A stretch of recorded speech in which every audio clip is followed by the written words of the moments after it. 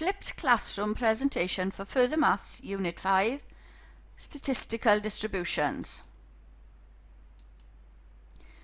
A linear combination of independent, normally distributed random variables is what we're going to do first. So if x and y are independent random variables, or x is normally distributed with mean, mu x, and standard variance sigma squared of x, and y is normally distributed with mean, mu y, and variance sigma y squared. And we have a combination, w is a times x plus b times y. Then w is also normally distributed, where the expected value of w would be the expected value of ax plus by. You can take the expectation in, so I have a times the expected value of x plus b times the expected value of y. And the variance of w, I take the variance in and I square the coefficients, so I've got a squared times the variance of x plus b squared times the variance of y. Thus, the combination ax plus by is normally distributed with the linear combination of the means and the square of the coefficients for the variance. Example 1. The weights of male and female students at a large college may be assumed to be normally distributed, with the male's weights having the mean of 69 kilograms and standard deviation 10 kilograms, and female weights having mean 56 kilogram and standard deviation 8 kilograms. If one male and one female are chosen at random, calculate the probabilities that the female is heavier than the male and that the weight of the female is at least 3/4 of the male's weight. We'll do that first. So set x kilograms to denote the weight of a randomly chosen male student. Then x is normally distributed with 69 for the mean and 10 squared for the variance. Let y denote the weight of a randomly chosen female student. Then y is distributed normally with mean 56 and variance 8 squared. Now for part A, 1, we need that the female is heavier than the male, so we need the probability that y is greater than x.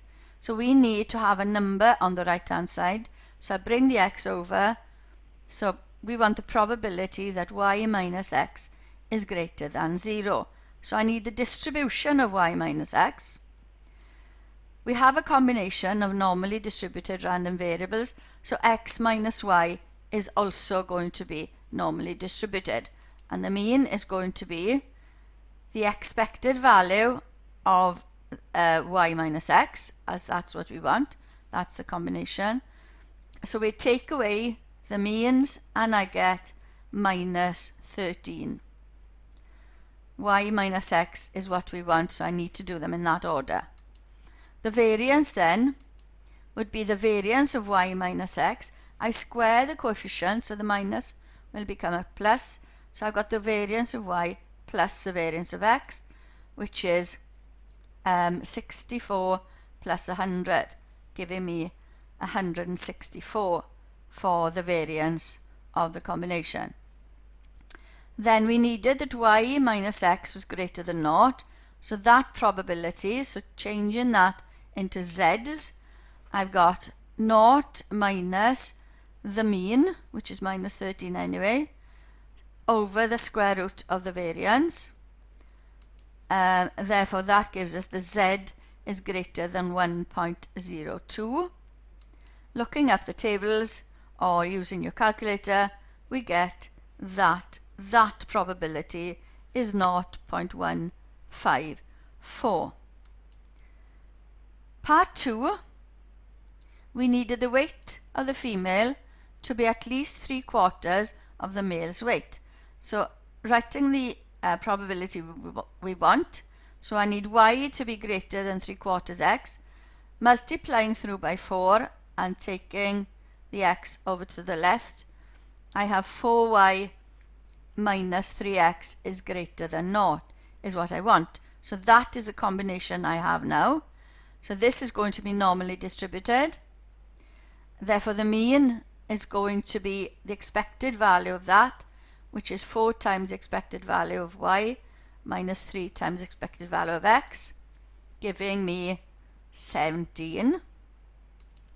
And the variance, I square the coefficients. I've got 16 times the variance of y plus 9 times the variance of x, giving me 1924 for the variance of the combination. So I need the probability that 4y minus 3x is greater than or equal to 0. Therefore, I change it into z's, being as they normally distributed. So it's 0 minus the mean over the square root of the variance, giving me that z is greater than minus 0.39. That probability gives me 0.652 to 3 decimal places. Part B. If 2 males and 1 female are chosen at random, calculate the probability that the sum of their weights exceeds 200. Now these are separate people, so it's not a combination, it's not a linear combination as we had in part A. They're going to be separate people. So let x1 and x2 denote the weights of 2 chosen males and y denote the weight of a chosen female. Note that x1 and x2 have the same distribution as x, and that x1, x2 and y are independent. Therefore, let S be the sum of the 3 people, so x1, x2 and y, and then it's normally distributed, so that's a combination of separate people. So the expected value is going to be the expectation of each of the separate people, which would be 69 plus 69 plus 56, giving me 194 as the expected value of the sum. The variance of the sum is the variance of each one as a separate people, giving me 264. Going back to the question, we need the sum to be greater than 200 kilograms. So changing my S to Z, so it's 200 minus the mean over the square root of the variance, giving me the probability that Z is greater than 0.37. Looking it up in the tables or using your calculator, you get 0.356 to 3 decimal places. Example 2. A piece of equipment has to be assembled in 3 stages. The time, W minutes, taken to complete the first stage is normally distributed with mean 115.4 and standard deviation 3. The time X minutes to complete the second stage is normally distributed with mean 25.8 and a standard deviation 4. And the time Y minutes taken to complete the third stage is normally distributed with mean 10.3 and standard deviation 2. In addition, it's also necessary to allow of 2x minutes between completing the second stage and starting the third stage. Given that W, X and Y are independent, calculate the probabilities that the first 2 stages will be completed under 30 minutes and the whole of the equipment will be completely assembled in 120 minutes. Therefore, part A first. So we have put down what you know. X, W, X and Y have those variances and they're independent. We need for the first 2 stages to be completed in under 30 minutes, so W plus X to be less than 30. So we have a combination and this will be distributed, and its mean will be expected value of W plus X, so giving us 41.2 and the variance would be the variance of W plus the variance of X, giving me 25. So converting to Z as the combination is normal. I've got 30 minus the mean of the combination divided by the square root of the variance, giving me that the probability of Z is less than minus 2.24 is what I need. And looking those up, I get 0.013 to 3 decimal places. Part B, the equipment will be completely assembled in 120 minutes. So I need a W and an X, a 2X for the space, and a Y, giving me a W plus 3X plus Y. So that's a combination, and it's going to be normally distributed. This mean is going to be that combination, giving me 103.1. And its variance, I square the coefficient, so I get plus 9 times the variance of X. Then I add those up, so 9 plus 9 times 16 plus 4 give me 157. So we need the probability that S, total assembly time, is under 120 minutes. Therefore, I need 120 minus the mean over the square root of the variance, giving me a probability that Z is less than 1.35. Looking that up, I get 0.911 to 3 decimal places. Example 3. The lengths of rods of type A are normally distributed with mean 5 and standard deviation 0.5. While the lengths of rod B, type B, are normally distributed with mean 9 and standard deviation 1. Find the probabilities that the combined length of 2 rods of type A and 1 rod of type B will exceed 21 centimeters. We'll do that first. So we put down what we know. So A is normally distributed, B is normally distributed with those combinations. So we need, for the first one, the combined length of 2 rods of type A and 1 rod of type B. So these are separate rods, so you need to treat them separately. So we have a combination, and its expected value would be 5 for each of the A's and a 9 for the B, giving me 19. And the variance, each one separately, giving me 1.5. Variance, mind, not standard deviation. So we have a combination of independent, normally distributed, random variables. So we can use the Z. So converting our combination into Z. So I want it greater than 21. So 21 minus the mean of the square root of the variance. And I get the probability that Z is greater than 1.63. Looking that up, I get 0.0516. Part B. The combined length of 2 rods of type A and 2 rods of type B will exceed 31 centimeters. So separately again, so I need the expectation separately, and I get 28. And the variance has to be done separately, so I get 2.5. Then the combination greater than 31, I convert to Z's.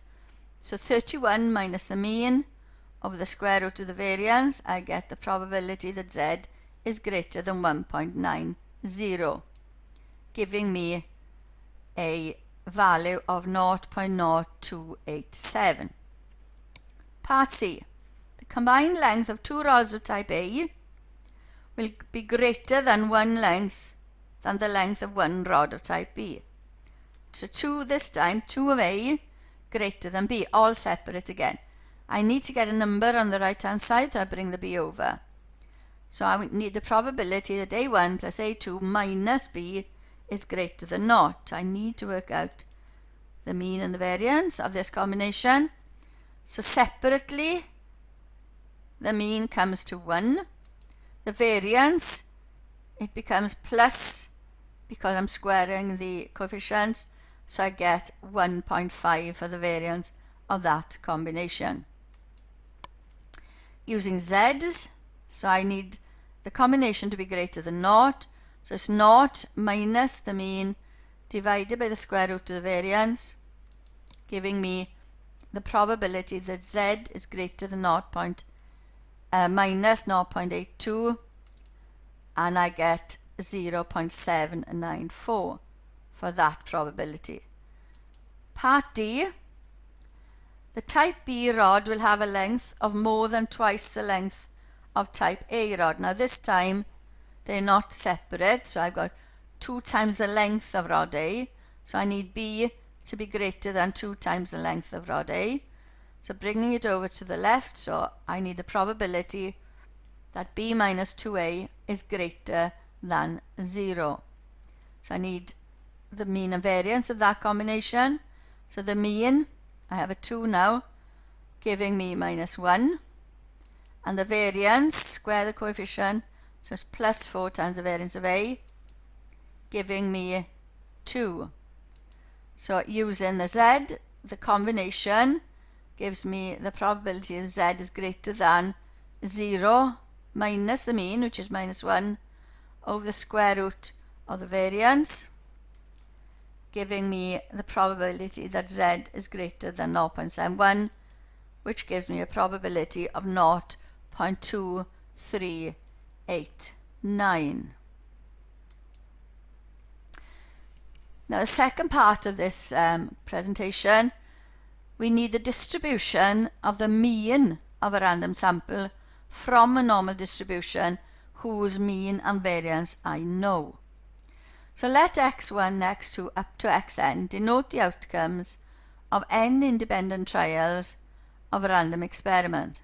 Then the separate x's are independent random variables, since the trials are independent, and each has the same distribution as x. We refer to x1, x2 up to xn as being a random sample of n observations of x. And let x bar denote the mean of the random sample of n observations, whose mean is mu and whose variance is sigma squared, the population variance and mean. Then I need the x bar would be the mean of all those, so I need to add them up and divide by n, giving me, so the expected value of x bar, so I take the expectation in, keep the 1 over n outside, so I'm adding each expected value of x1 is going to be mu, because they were from the same distribution. So I've got n lots of mu's, I want to divide by n, so my expected value of x bar is actually mu. And the variance of x bar would be the variance of 1 over n times the sum of x.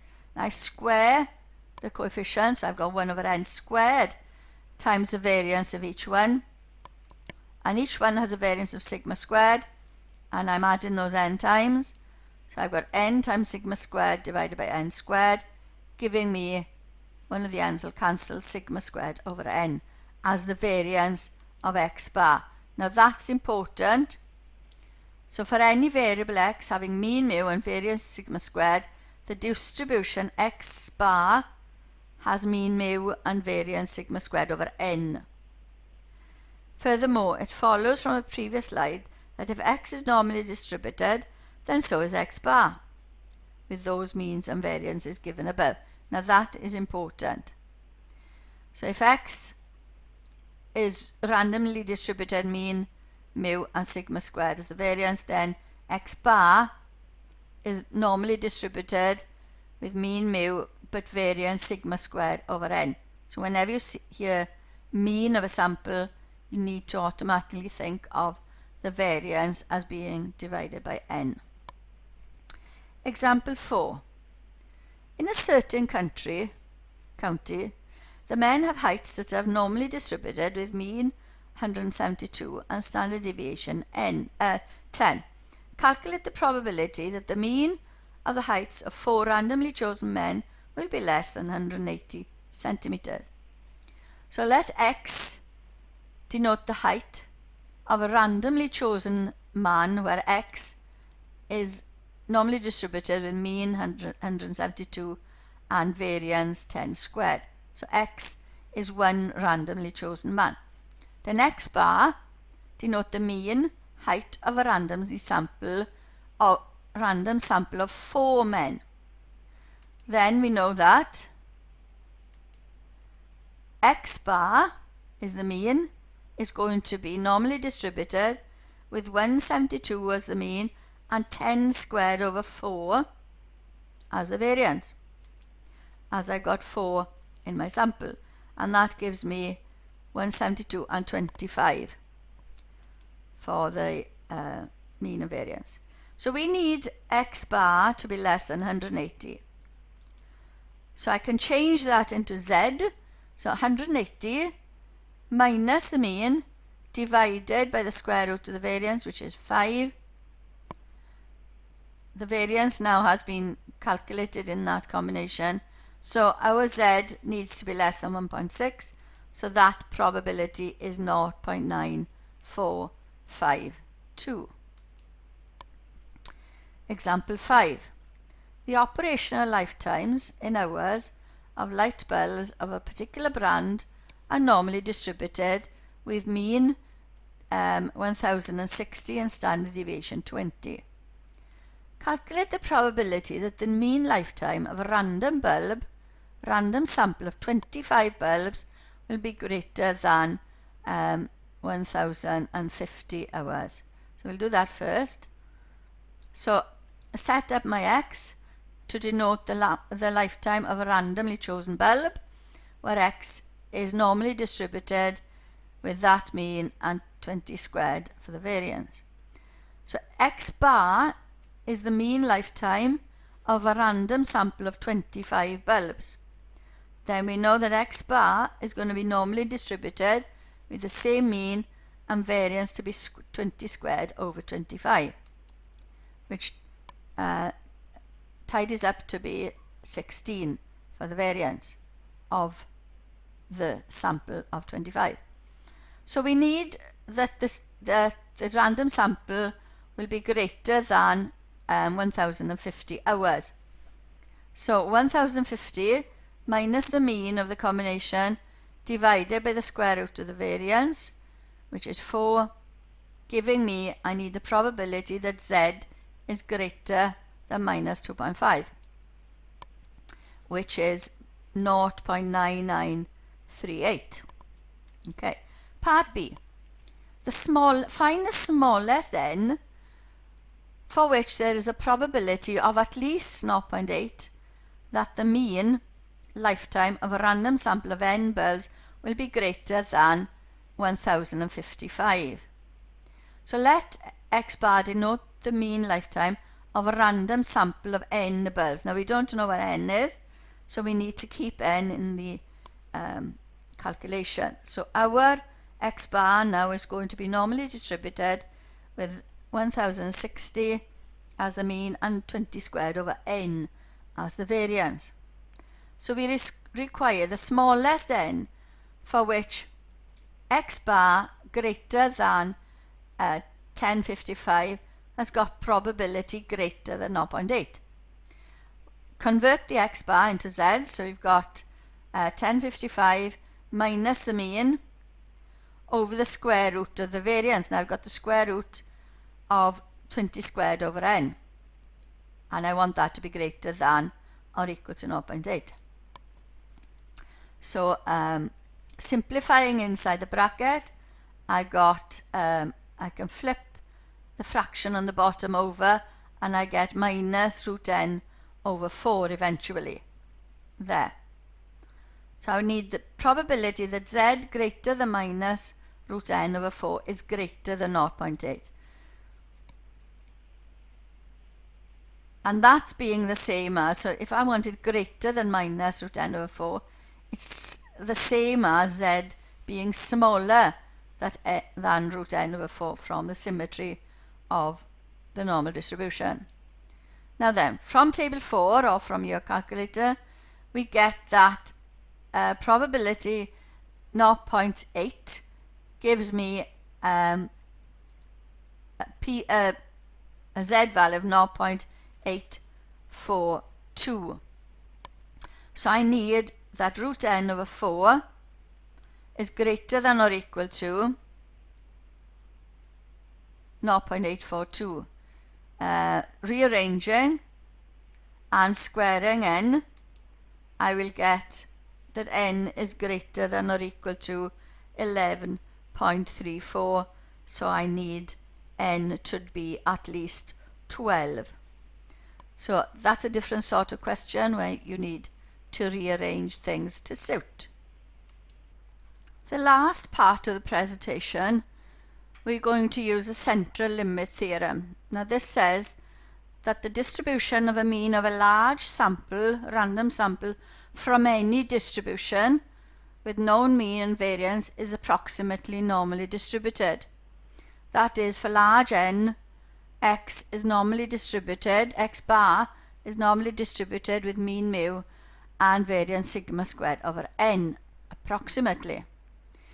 How large n must be for the approximation to be reasonably good depends on the shape of the distribution, but generally n greater than or equal to 30 would be good. And the more symmetrical the distribution, the smaller n needs to be for 1 to be a good approximation.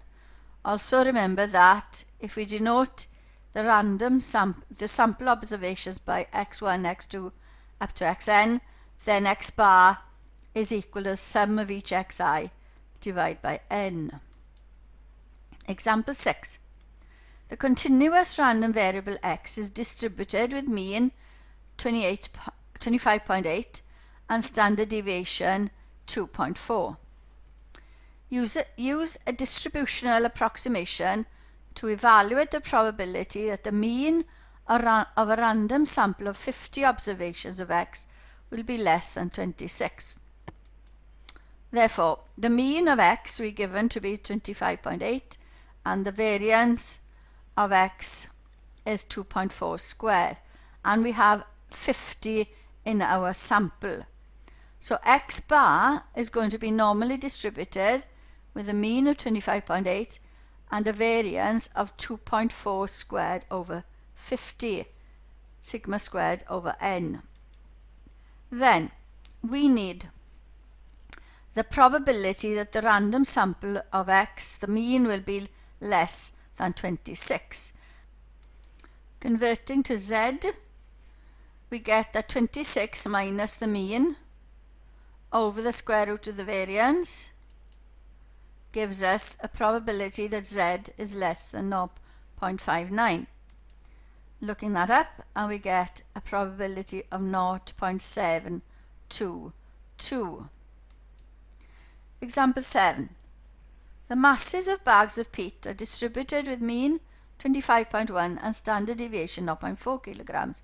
Find an approximate value for the probability that a random sample of 50 bags will have mean mass less than 25 kilogram and a total mass exceeding 1260 kilograms. So mean mass first of all. So let x denote the mass of a bag of peat. Then n is large, 50. So using the central limit theorem, we're going to use that x bar will be normally distributed with mean 25.1 and variance 0.4 squared over n, which is 50. So we want the mean mass to be less than 25. So the mean, changing that to z, because we're talking about normal distribution, 25 minus the mean is 25.1 of the square root of the variance, giving us z less than minus 1.77. So I need that probability, which gives me 0.038. Part B, we need the total mass, not the mean this time, so the total mass being greater than 1260. So we'll have a linear combination of random variables. So the expected value of this combination is the sum of the expected value of x, which is 50 lots of each expected value, 25.1, which gives me 1255. And the variance, they're all separate, so the variance of x, each x, I need to add them up, and I get 50 lots of 0.4 squared, giving me 8. So converting, so my sum of x now is normally distributed with 1225 as the mean and 8 as the variance. This is not x bar, this is each x individually. So we have converting our combination to z. So 1260 is what we want, greater than 1260, minus the mean over the square root of the variance, and we get that the probability of z is greater than 1.768, gives us 0.0384. And example 8, last one. The times that patients spend in a doctor's consulting room are distributed with mean 5 minutes and standard deviation 2 minutes. The doctor is to see 30 patients during a morning surgery which starts at 9 o'clock. Find an approximate value for the probability that the doctor will have seen all 30 patients before 12 noon. So that's 3 hours. So let x minutes be the time that the patient spends in the doctor's consulting room. Then the expected value of x is 5 and the variance is 2 squared. We can treat x as continuous as we're talking about time. And the large time is 3 hours, so 3 times 60 minutes would be a large time. So central limit theorem is invoked. So n is large, we have a linear combination of all the 30 patients. So x1, x2 up to x30 denotes the waiting times of the patients. Then if t is the total of all the times, the distribution of t is normal with expected value. So there's 30 of them separate, so 30 times 5, giving me 150 minutes as the mean. And the variance, now they're all separate, so that's 30 times each variance. So 30 times 2 squared is 120 minutes. So between 9 a.m. and 12 noon, we have 3 hours times 60 minutes. So we need the time is less than 3 hours, so t is less than 180 minutes. So converting to z, we've got 180 minus 150 divided by the square root of the variance, giving me the probability that z is less than 2.74 is actually 0.99693. So in this PowerPoint, we've had that a linear combination of independent, normally distributed random variables has a normal distribution. That is, if x and y are independent and normally distributed, then the combination is normally distributed with the mean being a combination of the means and the square of the coefficients for the variance. Then the distribution of the mean of a random sample from a normal distribution with known mean and variance is also normal. So x bar now is normally distributed with mean mu and variance sigma squared over n. And then the central limit theorem, that the distribution of the mean of a large random sample from any distribution with known mean and variance is approximately normal distribution. So for any distribution with n large enough, we've got the mean being normally distributed. And questions will be used, all this stuff will be used in questions involving hypothesis testing and or confidence intervals in further presentations. And that's the end of the video on statistical distributions.